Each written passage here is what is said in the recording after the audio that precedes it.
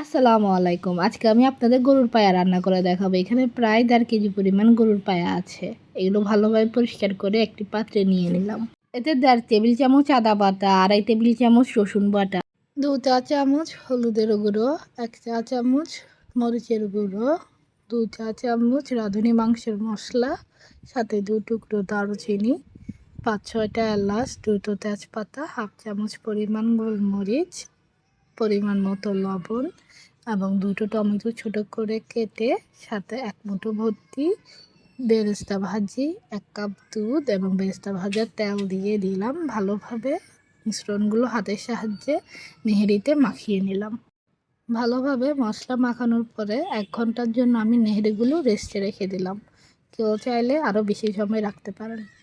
নেহেরি মাখানোর সময় আমার কাছে তেলের পরিমাণ অনেক কম মনে হয়েছে।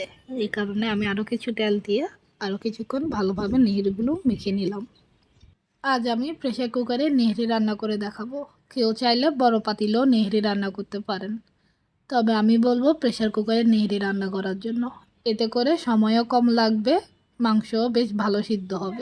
আমি যে বাটিতে নেহেরিগুলো ম্যারিনেট করেছিলাম, বাটি দেওয়া 1 কাপ পানি নেহেরিতে দিয়ে দিলাম। ভালোভাবে পানির সাথে নেহেরিগুলো মিশিয়ে নিলাম। এখন আমি 10 মিনিটের জন্য প্রেসার কুকারে ঢাকনা দিয়ে প্রেসার কুকারটি ঢেকে দিলাম। এ সময় কিন্তু আমি প্রেসার কুকারটি লক করিনি, শুধুমাত্র এমনি উপর থেকে ঢাকনা দিয়ে 10 মিনিটের জন্য ঢেকে দিলাম। 10 মিনিট পরে ঢাকনা সরিয়ে দেখবেন নেহেরিতে বেশ ভালো বলক চলে এসেছে। এই পর্যায়ে আমি নেহেরিগুলো আবারও ভালোভাবে নেড়ে প্রেসার কুকারের ঢাকনা দিয়ে প্রেসার কুকারটি লক করে দিচ্ছি ঘড়ি ধরা 40 মিনিটের জন্য। চুলার ফ্লেম হাইতে রেখে আমি প্রথমে 2টি সিটি দিয়ে নিলাম। এরপর চুলার ফ্লেম একেবারে লো করে বাকি সময়টুকু আমি রান্না করে নিলাম। 40 মিনিট পরে আমি প্রেসার কুকারে সম্পূর্ণ প্রেসারটি বের করে নিয়ে ঢাকনা উঠিয়ে নিলাম।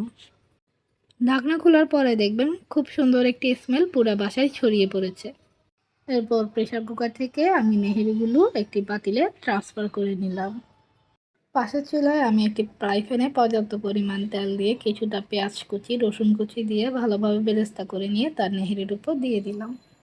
আমার ভিডিওর কোনো অংশ যদি আপনাদের কাছে ভালো লেগে থাকে তাহলে প্লিজ আমার ভিডিওটিতে লাইক, কমেন্ট, শেয়ার করে আমার পাশে থাকবেন। আপনাদের একটি লাইক আমার ভিডিওটি অনেকের কাছে পৌঁছে দিতে সাহায্য করবে। এরকম মজাদার এবং ইউনিক রেসিপি পেতে চাইলে আপনারা আমার চ্যানেলটি সাবস্ক্রাইব করে রাখতে পারেন। পাশে থাকা বেল বাটনটি অন করে দিবেন, এতে করে আমি কোনো ভিডিও ছাড়ার সাথে সাথে আপনি নোটিফিকেশান পেয়ে যাবেন। আজ এখানেই বিদায় নিচ্ছি। শীঘ্রই ফিরব নতুন, ইউনিক এবং সহজ রেসিপি নিয়ে। আল্লাহ হাফেজ।